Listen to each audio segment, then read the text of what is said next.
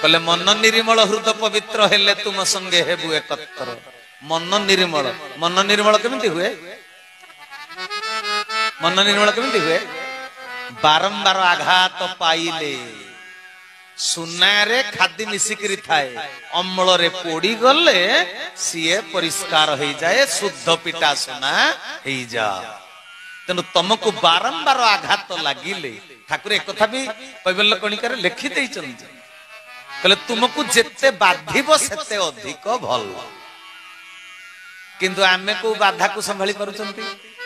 हमको टिकिए कोन तो असुविधा है गले ठाकुर को दोष देइकरी गुरु भाई की दोष देइ दवा ना।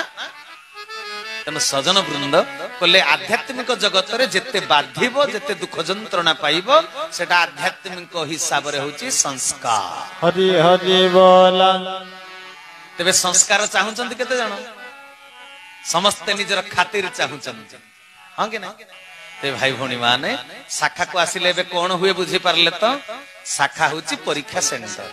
सेठी तमे निज को निज कसटी रे मापी पारिबो मु केते धैर्यवान हेई सारले, मु केते ठाकुरन को कर्म करिया पई मु केते प्रस्तुत हेई सारले। निजे दुख सहिले जाई जगतर कल्याण करि पारिबो।